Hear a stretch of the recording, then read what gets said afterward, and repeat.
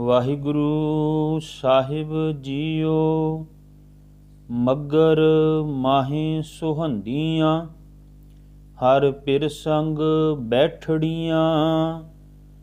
ਤਿਨ ਕੀ ਸ਼ੋਭਾ ਕਿਆ ਗਣੀ, ਜੇ ਸਾਹਿਬ ਮੇਲੜੀਆਂ। ਤਨ ਮਨ ਮੌਲਿਆ RAM ਸਿਉ, ਸੰਗ ਸਾਧ ਸਹੇਲੜੀਆਂ। ਸਾਧ ਜਨਾ ਤੇ ਬਾਹਰੀ, ਸੇ ਰਹਿਣ ਅਕੇਲੜੀਆਂ। ਤਿਨ ਦੁਖ ਨਾ ਕਬਹੂ ਉਤਰੈ, ਸੇ ਜਮ ਕੈ ਵਸ ਪੜੀਆਂ। ਜਿਨੀ ਰਾਵਿਆ ਪ੍ਰਭ ਆਪਣਾ, ਸੇ ਦਿਸਣ ਨਿਤ ਖੜੀਆਂ। ਰਤਨ ਜਵੇਹਰ ਲਾਲ ਹਰ, ਕੰਠ ਤਿਨਾ ਜੜੀਆਂ।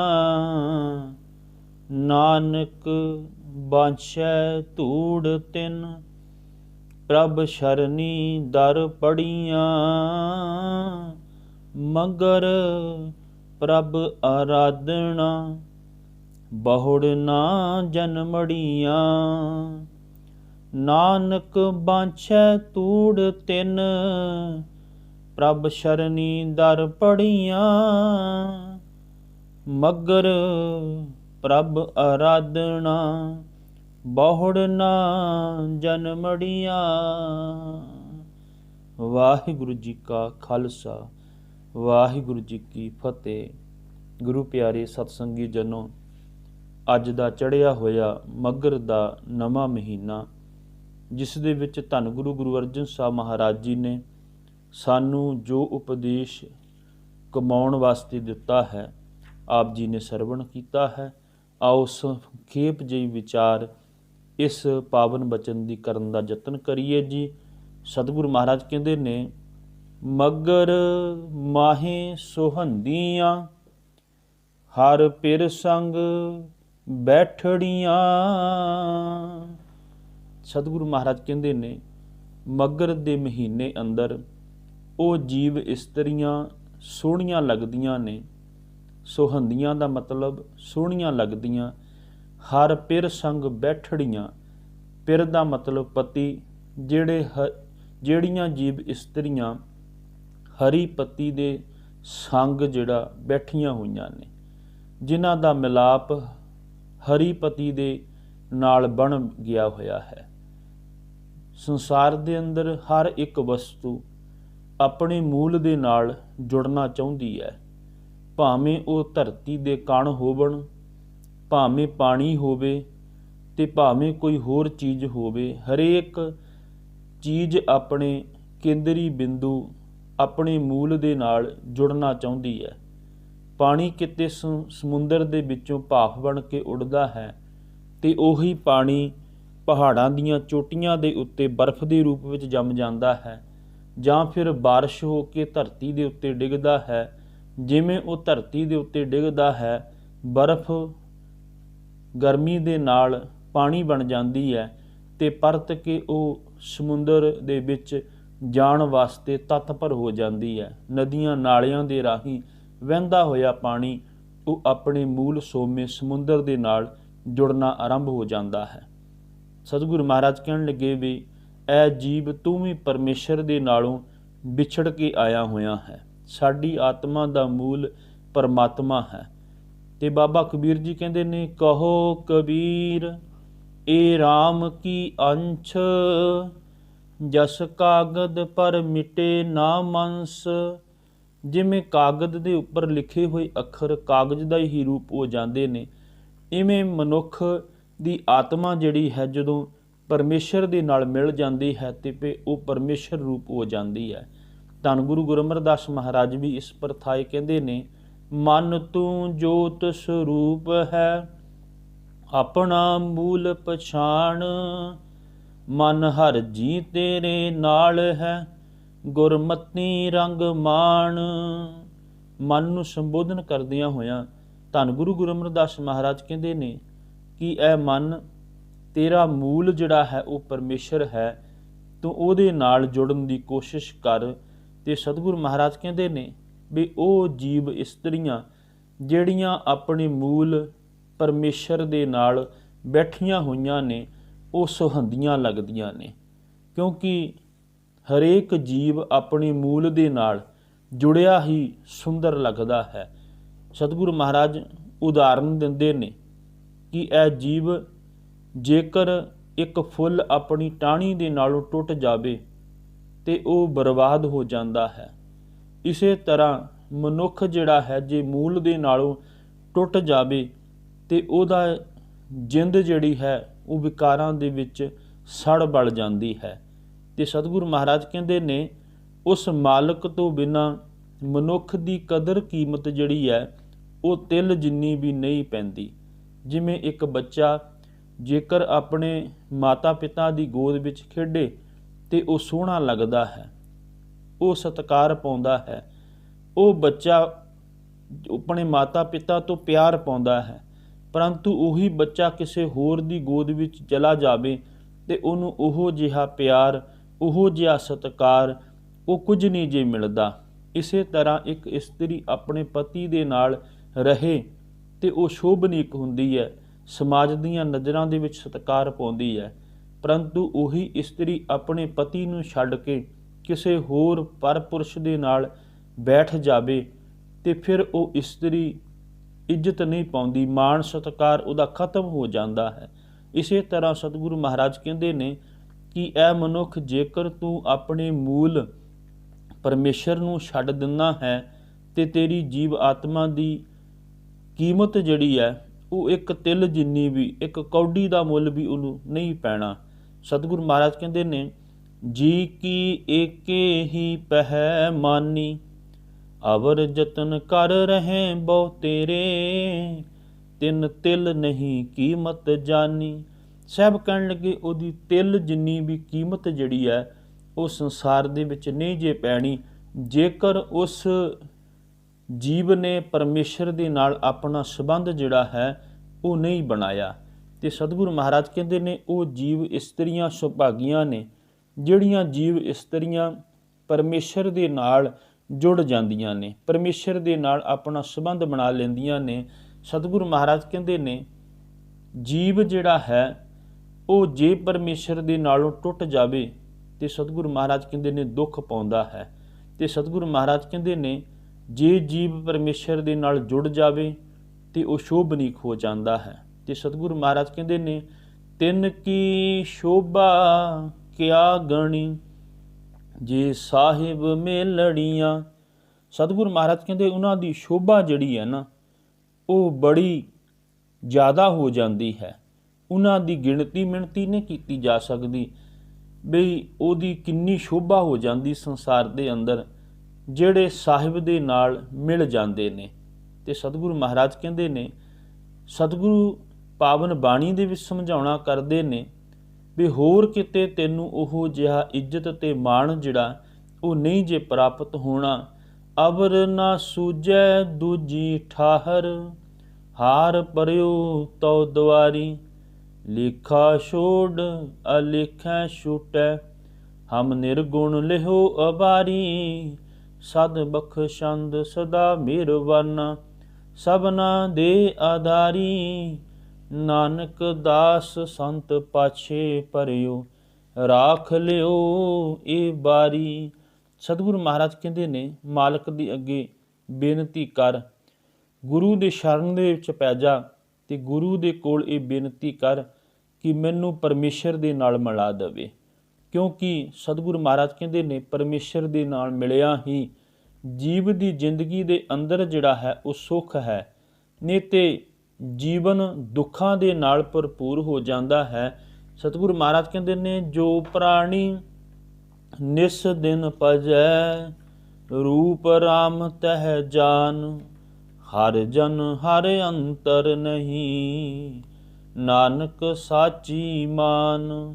ਸਤਿਗੁਰੂ ਮਹਾਰਾਜ ਕਹਿੰਦੇ ਨੇ ਜਿਹੜੇ ਪ੍ਰਾਣੀ ਉਸ ਪਰਮੇਸ਼ਰ ਨੂੰ ਧਿਆਉਂਦੇ ਨੇ ਉਹ ਫਿਰ ਪਰਮੇਸ਼ਰ ਦਾ ਰੂਪ ਹੋ ਜਾਂਦੇ ਨੇ। ਉਹਨਾਂ ਦੇ ਵਿਚਕਾਰ ਤੇ ਪਰਮੇਸ਼ਰ ਦੇ ਵਿਚਕਾਰ ਕੁਝ ਵੀ ਫਰਕ ਜਿਹੜਾ ਹੈ ਉਹ ਨਹੀਂ ਜੀ ਰਹਿੰਦਾ। ਤੇ ਸਤਿਗੁਰੂ ਮਹਾਰਾਜ ਕਹਿੰਦੇ ਨੇ ਜਿਹੜੇ ਮਾਲਕ ਦੇ ਨਾਲ ਮਿਲ ਜਾਂਦੇ ਨੇ ਫਿਰ ਉਹਨਾਂ ਦੀ ਹਾਲਾਤ ਹੋ ਜਾਂਦੀ ਹੈ, ਤਨ ਮਨ ਮੌਲਿਆ ਰਾਮ ਸਿਉ ਸੰਗ ਸਾਧ ਸਹੇਲੜੀਆਂ। ਉਹਨਾਂ ਦਾ ਤਨ ਤੇ ਮਨ ਪ੍ਰਫੁੱਲਤ ਹੋ ਜਾਂਦਾ ਹੈ ਰਾਮ ਸਿਉ, ਪਰਮੇਸ਼ਰ ਦੇ ਨਾਲ ਜੁੜਿਆ, ਸੰਗ ਸਾਧ ਸਹੇਲੜੀਆਂ, ਸਾਧ ਸੰਗਤ ਦਾ ਸੰਗ ਕਰਨ ਦੇ ਨਾਲ, ਤੇ ਉਹਨਾਂ ਦਾ ਤਨ ਤੇ ਮਨ ਜਿਹੜਾ ਹੈ ਉਹ ਮੌਲਿਆ ਜਾਂਦਾ ਹੈ। ਤੇ ਸਤਿਗੁਰੂ ਮਹਾਰਾਜ ਕਹਿੰਦੇ ਨੇ ਜਿਨ੍ਹਾਂ ਦਾ ਇਸ ਤਰ੍ਹਾਂ ਤਨ ਮਨ ਮੌਲਿਆ ਜਾਂਦਾ ਹੈ ਉਹ ਖੇੜੇ ਦੇ ਵਿੱਚ ਆ ਜਾਂਦੇ ਨੇ।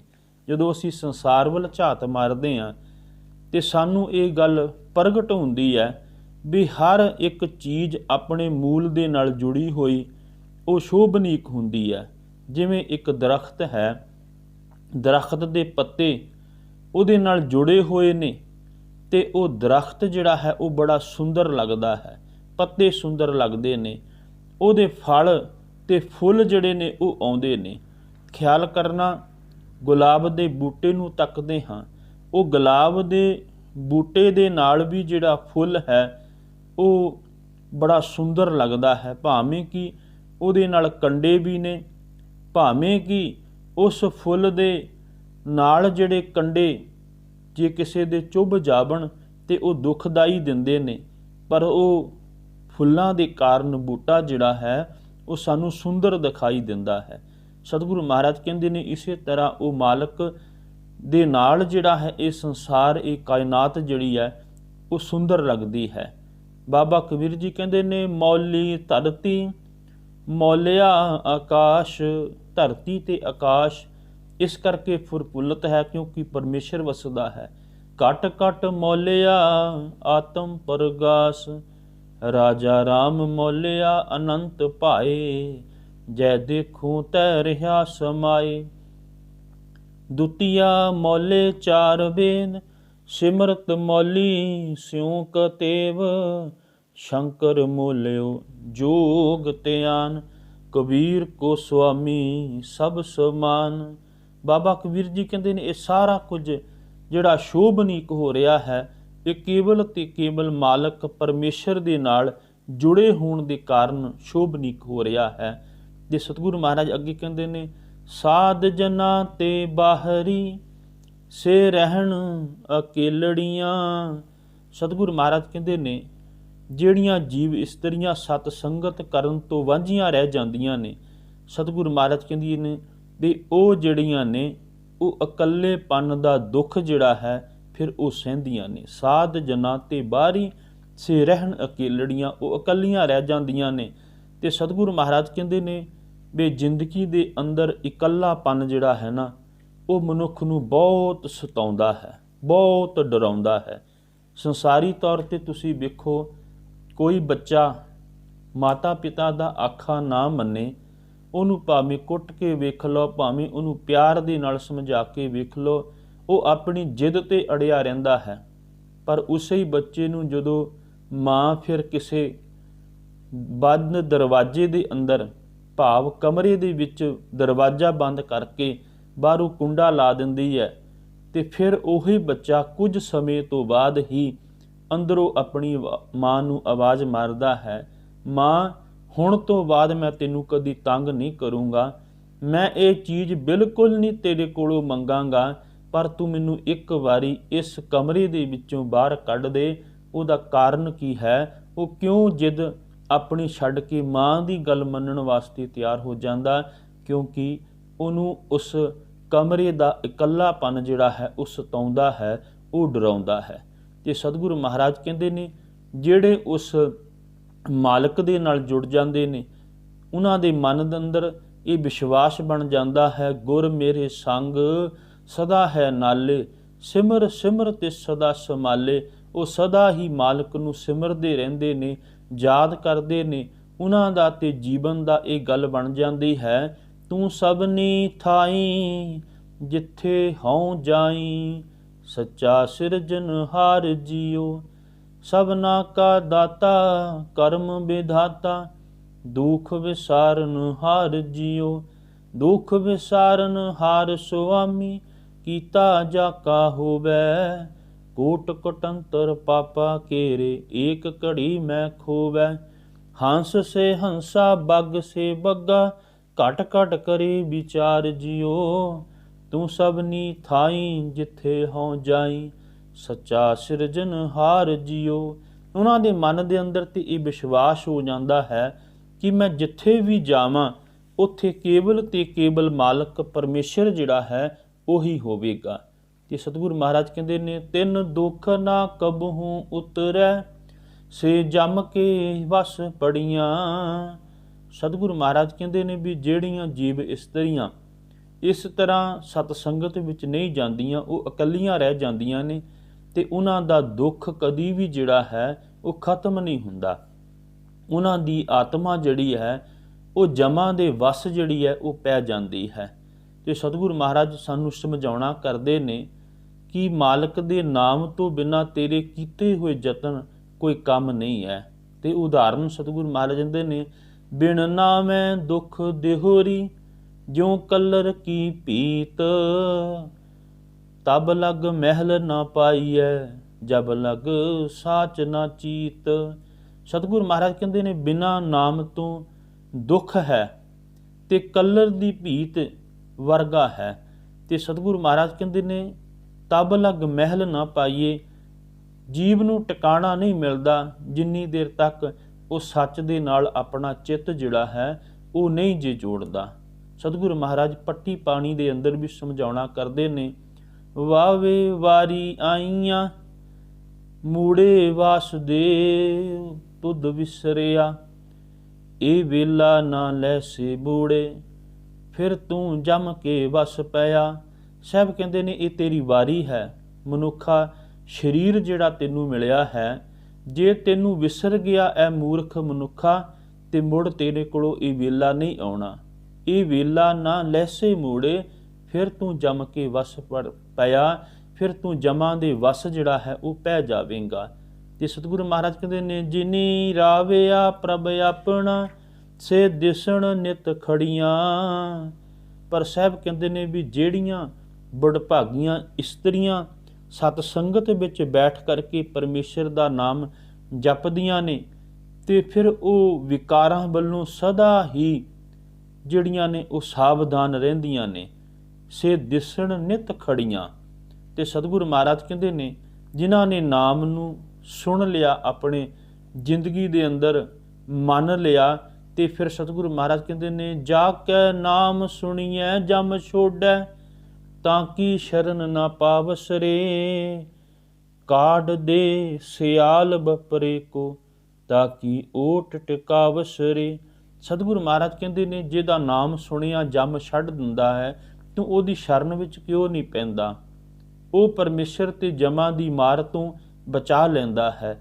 ਤੇ ਸਤਿਗੁਰੂ ਮਹਾਰਾਜ ਅੱਗੇ ਕਹਿੰਦੇ ਨੇ, ਰਤਨ ਜਵੇਹਰ ਲਾਲ ਹਰ, ਕੰਠ ਤਿਨਾ ਜੜੀਆਂ।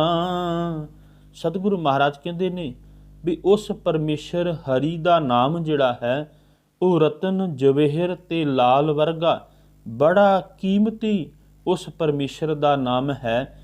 ਤੇ ਸਤਿਗੁਰੂ ਮਹਾਰਾਜ ਕਹਿੰਦੇ ਨੇ, ਇਹ ਕੀਮਤੀ ਨਾਮ ਉਹਨਾਂ ਦੇ ਹਿਰਦੇ ਦੇ ਵਿੱਚ ਜੁੜ ਜਾਂਦਾ ਹੈ। ਭਾਵ ਉਹਨਾਂ ਦੇ ਹਿਰਦੇ ਦੇ ਵਿੱਚ ਪਰਮੇਸ਼ਰ ਦੀ ਯਾਦ ਜਿਹੜੀ ਹੈ ਉਹ ਕਦੀ ਵੀ ਜਿਹੜੀ ਹੈ ਉਹ ਭੁੱਲਦੀ ਨਹੀਂ ਹੈ। ਤੇ ਸਤਿਗੁਰੂ ਮਹਾਰਾਜ ਕਹਿੰਦੇ ਨੇ, ਉਹ ਪਰਮੇਸ਼ਰ ਦਾ ਨਾਮ ਬੜਾ ਕੀਮਤੀ ਹੈ ਤੇ ਮਿਲਦਾ ਕਿਵੇਂ ਹੈ? ਕੰਚਨ ਸਿਉ ਪਾਈਐ ਨਹੀਂ ਤੋਲ। ਕੋਈ ਮਨੁੱਖ ਸੋਚੇ ਮੈਂ ਸੋਨਾ ਦੇ ਕਰਕੇ ਤੇ ਉਹਦੇ ਬਰਾਬਰ ਤੋਲ ਕਰਕੇ ਪਰਮੇਸ਼ਰ ਦਾ ਨਾਮ ਲੈ ਲਵਾਂ, ਤੇ ਸਾਹਿਬ ਕਹਿਣ ਲੱਗੇ ਨਹੀਂ ਮਿਲਣਾ। ਕੰਚਨ ਸਿਉ ਪਾਈਏ ਨਹੀਂ ਤੋਲ, ਮਨ ਦੇ ਰਾਮ ਲਿਆ ਹੈ ਮੋਲ। ਸਾਹਿਬ ਕਹਿਣ ਲੱਗੇ ਉਹਦੇ ਵਾਸਤੇ ਇੱਕੋ ਹੀ ਕੰਮ ਕਰਨਾ ਪਏਗਾ, ਮਨ ਜਿਹੜਾ ਹੈ ਉਹ ਪਰਮੇਸ਼ਰ ਨੂੰ ਦੇਣਾ ਪਏਗਾ, ਕਿਉਂਕਿ ਉਹ ਮਾਲਕ ਦਾ ਨਾਮ ਜਿਹੜਾ ਹੈ ਉਹ ਬੜਾ ਕੀਮਤੀ ਹੈ। ਇਹਦੀ ਕੀਮਤ ਕੋਈ ਨਹੀਂ ਜਾਣਦਾ। ਸਾਈਂ ਨਾਮ ਅਮੋਲ, ਕੀਮਨਾ ਕੋਈ ਜਾਣ ਦੋ। ਜਿਨਾ ਭਾਗ ਮਥਾਏ, ਸੇ ਨਾਨਕ ਹਰ ਰੰਗ ਮਾਣ ਦੋ। ਸਤਿਗੁਰੂ ਮਹਾਰਾਜ ਕਹਿੰਦੇ ਉਹਦੀ ਕੀਮਤ ਜਿਹੜੀ ਹੈ ਉਹ ਬਹੁਤ ਹੈ, ਕੋਈ ਮਨੁੱਖ ਉਹਨੂੰ ਦੇ ਨਹੀਂ ਜੇ ਸਕਦਾ, ਉਹ ਤੇ ਮਨ ਦੇ ਕਰ ਹੀ ਖਰੀਦਣਾ ਪੈਂਦਾ ਹੈ। ਤੇ ਸਤਿਗੁਰੂ ਮਹਾਰਾਜ ਕਹਿੰਦੇ ਨੇ, ਨਾਨਕ ਬਾਂਛੈ ਧੂੜ ਤਿੰਨ, ਪ੍ਰਭ ਸ਼ਰਨੀ ਦਰ ਪੜੀਆਂ। ਸਤਿਗੁਰੂ ਮਹਾਰਾਜ ਕਹਿੰਦੇ ਨੇ, ਨਾਨਕ ਬਾਂਛੈ ਧੂੜ ਤਿੰਨ। ਨਾਨਕ ਉਹਨਾਂ ਸਤ ਸੰਗੀਆਂ ਦੀ ਧੂੜ ਜਿਹੜੀ ਹੈ ਉਹ ਲੋਚਦਾ ਹੈ, ਤੇ ਉਹਨਾਂ ਦੇ ਸ਼ਰਨ ਪੈਣ ਵਾਸਤੇ ਮਾਲਕ ਦੇ ਅੱਗੇ ਜੋ ਹੈ ਉਹ ਜੋਦੜੀ ਕਰਦਾ ਹੈ, ਅਰਦਾਸ ਕਰਦਾ ਹੈ ਕਿ ਉਸ ਮਾਲਕ ਪਰਮੇਸ਼ਰ ਨੂੰ ਮਿਲਣ ਵਾਸਤੇ ਸਤ ਸੰਗਤ ਦੇ ਕੋਲ ਜਿਹੜਾ ਹੈ ਉਹ ਚਲਾ ਜਾਵੇ। ਕਿਉਂਕਿ ਸਤ ਸੰਗਤ ਦੇ ਰਾਹੀਂ ਜਦੋਂ ਪਰਮੇਸ਼ਰ ਦੇ ਨਾਲ ਮਿਲਾਪ ਹੋ ਜਾਂਦਾ ਹੈ ਤੇ ਉਹ ਪਰਮੇਸ਼ਰ ਦੇ ਨਾਲ ਮਿਲਿਆ ਹੋਇਆ ਮਨੁੱਖ ਫਿਰ ਜੀਵਨ ਦੇ ਅੰਦਰ ਸੁੱਖ ਪ੍ਰਾਪਤ ਕਰਦਾ ਹੈ। ਤੇ ਸਤਿਗੁਰੂ ਮਹਾਰਾਜ ਕਹਿੰਦੇ ਉਹਨਾਂ ਦਾ ਆਉਣਾ ਜਾਣਾ ਜਿਹੜਾ ਹੈ ਉਹ ਖਤਮ ਹੋ ਜਾਂਦਾ ਹੈ। ਤੇ ਸਤਿਗੁਰੂ ਮਹਾਰਾਜ ਕਹਿੰਦੇ ਨੇ, ਸ਼ਰਨ ਗਹੀ ਪਾਰ ਬ੍ਰਹਮ ਕੀ, ਮਿਟਿਆ ਆਵਾਗਵਣ। ਆਵਾਗਵਣ ਭਾਵ ਆਉਣ ਜਾਣ ਦਾ ਚੱਕਰ ਜਿਹੜਾ ਹੈ ਉਹ ਖਤਮ ਹੋ ਜਾਂਦਾ ਹੈ। ਆਪ ਤਰਿਆ ਕੁਟੰਬ ਸਿਓ, ਗੁਣ ਗੋਬਿੰਦ ਪ੍ਰਭ ਰਵਣ। ਉਹ ਆਪ ਵੀ ਤਰ ਜਾਂਦਾ ਹੈ ਤੇ ਉਹਦਾ ਕੁਟੰਬ ਜਿਹੜਾ ਹੈ ਸਤਿਗੁਰੂ ਮਹਾਰਾਜ ਕਹਿੰਦੇ ਨੇ ਉਹ ਵੀ ਤਰ ਜਾਂਦਾ ਹੈ। ਤੇ ਸਤਿਗੁਰੂ ਮਹਾਰਾਜ ਕਹਿੰਦੇ ਨੇ ਅਖੀਰਲੇ ਪਾਵਨ ਤੁਕ ਦੇ ਅੰਦਰ, ਮਗਰ ਪ੍ਰਭ ਆਰਾਧਨਾ ਬਹੁੜ ਨਾ ਜਨਮੜੀਆਂ। ਮਗਰ ਮਹੀਨੇ ਦੇ ਅੰਦਰ ਜਿਹੜੇ ਜੀਵ ਪਰਮੇਸ਼ਰ ਨੂੰ ਆਰਾਧਦੇ ਨੇ ਤੇ ਸਤਿਗੁਰੂ ਮਹਾਰਾਜ ਕਹਿੰਦੇ ਨੇ ਫਿਰ ਉਹਨਾਂ ਦਾ ਜਨਮ ਮਰਨ ਜਿਹੜਾ ਹੈ, ਆਵਾਗੁਣ ਦਾ ਚੱਕਰ ਜਿਹੜਾ ਹੈ ਉਹ ਖਤਮ ਹੋ ਜਾਂਦਾ ਹੈ। ਮਗਰ ਪ੍ਰਭ ਆਰਾਧਨਾ, ਪ੍ਰਭੂ ਨੂੰ ਆਰਾਧਨ ਵਾਲਿਆਂ ਦਾ ਬਹੁੜ ਨਾ ਜਨਮੜੀਆਂ, ਫਿਰ ਉਹਨਾਂ ਦਾ ਜਨਮ ਮਰਨ ਜਿਹੜਾ ਹੈ ਉਹ ਖਤਮ ਹੋ ਜਾਂਦਾ ਹੈ। ਸਤਿਗੁਰੂ ਮਹਾਰਾਜ ਜੀਵ ਨੂੰ ਉਸ ਮਾਲਕ ਦੇ ਅੱਗੇ ਅਰਦਾਸ ਕਰਨ ਦੀ ਜਾਂਚ ਸਿਖਾਉਂਦਿਆਂ ਸਾਹਿਬ ਕਹਿੰਦੇ ਨੇ, ਇੱਕ ਦੁੱਖ ਰਾਮ ਰਾਏ ਕਾਟੂ ਮੇਰਾ, ਅਗਨ ਦਹੇ ਔਰ ਗਰਭ ਵਸੇਰਾ। ਵੀ ਇਹ ਮੇਰਾ ਦੁੱਖ ਜਿਹੜਾ ਪਰਮੇਸ਼ਰ ਦੇ ਨਾਲੋਂ ਵਿਛੜ ਕੇ ਮਿਲਦਾ ਹੈ ਉਹ ਕੱਟ ਦੇਵੋ। ਇੱਕ ਦੁੱਖ ਰਾਮ ਰਾਏ ਕਾਟੂ ਮੇਰਾ, ਅਗਨ ਦਹੇ ਔਰ ਗਰਭ ਵਸੇਰਾ। ਵੀ ਮਾਤਾ ਦੀ ਜਿਹੜੀ ਗਰਭ ਦੀ ਅਗਨ ਹੈ ਉਸ ਤੋਂ ਮੈਨੂੰ ਬਚਾ ਲਵੋ, ਕਿਉਂਕਿ ਜੀਵ ਮੁੜ ਮੁੜ ਕੇ ਜੰਮਦਾ ਹੈ ਤੇ ਉਹ ਮਾਤਾ ਦੀ ਗਰਭ ਦੀ ਅਗਨ ਜਿਹੜੀ ਹੈ ਉਹ ਸਤਾਉਂਦੀ ਹੈ। ਤੇ ਸਤਿਗੁਰੂ ਮਹਾਰਾਜ ਕਹਿੰਦੇ ਨੇ ਜਦੋਂ ਜੀਵ ਉਸ ਮਾਲਕ ਨੂੰ ਆਰਾਧ ਲੈਂਦਾ ਹੈ ਤੇ ਫਿਰ ਉਹਦਾ ਜਨਮ ਮਰਨਾ ਜਿਹੜਾ ਹੈ ਉਹ ਖਤਮ ਹੋ ਜਾਂਦਾ ਹੈ। ਆਉਣ ਜਾਣ ਦਾ ਚੱਕਰ ਜਿਹੜਾ ਹੈ ਉਹ ਖਤਮ ਹੋ ਜਾਂਦਾ ਹੈ ਤੇ ਜੀਵ ਉੱਚੀ ਪਦਵੀ ਨੂੰ ਪ੍ਰਾਪਤ ਕਰ ਲੈਂਦਾ ਹੈ। ਜਨਮ ਮਰਨ ਕਾ ਭਉ ਗਿਆ, ਜੀਵਨ ਪਦਵੀ ਪਾਏ। ਉਹ ਜੀਵਨ ਦੀ ਉੱਚੀ ਪਦਵੀ ਜਿਹੜੀ ਹੈ ਉਹ ਪ੍ਰਾਪਤ ਕਰ ਲੈਂਦਾ ਹੈ। ਉਹਦਾ ਜਨਮ ਮਰਨ ਖਤਮ ਹੋ ਜਾਂਦਾ ਹੈ ਜਿਹੜਾ ਮਾਲਕ ਨੂੰ ਆਰਾਧਦਾ ਹੈ। ਸਤਿਗੁਰੂ ਮਹਾਰਾਜ ਇਸ ਪਾਵਨ ਮੁਬਾਰਕ ਬਚਨ ਦੇ ਵਿੱਚ ਸਾਨੂੰ ਇਹੀ ਸਮਝਾਉਣਾ ਕਰਦੇ ਨੇ ਕਿ ਐ ਜੀਵ, ਤੂੰ ਪਰਮੇਸ਼ਰ ਦੀ ਇਬਾਦਤ ਵਿੱਚ ਜੁੜ ਜਾ। ਉਹਦੀ ਆਰਾਧਨਾ ਕਰਨ ਦੇ ਨਾਲ ਤੂੰ ਮਾਲਕ ਦੇ ਨਾਲ ਜੁੜ ਜਾਵੇਂਗਾ ਤੇ ਜੁੜਨ ਦੇ ਨਾਲ ਜਿਹੜਾ ਹੈ ਉਹ ਤੇਰੀ ਸ਼ੋਭਾ ਸੰਸਾਰ ਦੇ ਵਿੱਚ ਹੋ ਜਾਏਗੀ। ਤੇਰਾ ਤਨ ਤੇ ਮਨ ਪ੍ਰਫੁੱਲਤ ਹੋ ਜਾਏਗਾ। ਜੇ ਤੂੰ ਨਹੀਂ ਕਰੇਂਗਾ ਤੇ ਫਿਰ ਤੂੰ ਜਮਾਂ ਦੇ ਵਸ ਵਿੱਚ ਪੈ ਜਾਏਗਾ, ਇਕੱਲਾ ਰਹਿ ਜਾਏਗਾ। ਤੇਰਾ ਦੁੱਖ ਜਿਹੜਾ ਹੈ ਉਹ ਜ਼ਿੰਦਗੀ ਦਾ ਖਤਮ ਨਹੀਂ ਹੋਣਾ। ਤੂੰ ਮਾਲਕ ਦੀ ਇਬਾਦਤ ਵਿੱਚ ਜੁੜ ਲਾ, ਉਸ ਮਾਲਕ ਦੇ ਨਾਮ ਦੇ ਨਾਲ ਜੁੜ ਜਾ ਜਿਹੜਾ ਨਾਮ ਬੜਾ ਕੀਮਤੀ ਹੈ। ਜਦੋਂ ਉਹ ਕੀਮਤੀ ਨਾਮ ਤੈਨੂੰ ਪ੍ਰਾਪਤ ਹੋ ਗਿਆ ਤੇ ਸਤਿਗੁਰੂ ਮਹਾਰਾਜ ਕਹਿੰਦੇ ਨੇ ਫਿਰ ਤੇਰਾ ਜੀਵਨ ਜਿਹੜਾ ਹੈ ਉਹ ਲੋਕ ਤੇ ਪਰਲੋਕ ਸੁਹੇਲਾ ਹੋ ਜਾਏਗਾ। ਵਿਚਾਰਾਂ ਦੀ ਸਾਂਝ ਕਰਦੇ ਹਾਂ। ਹੋਈਆਂ ਬੇਅੰਤ ਭੁੱਲਾਂ ਦੀ ਖਿਮਾ ਫਤਿਹ ਪ੍ਰਵਾਨ ਕਰੋ ਜੀ। ਵਾਹਿਗੁਰੂ ਜੀ ਕਾ ਖਾਲਸਾ, ਵਾਹਿਗੁਰੂ ਜੀ ਕੀ ਫਤਿਹ।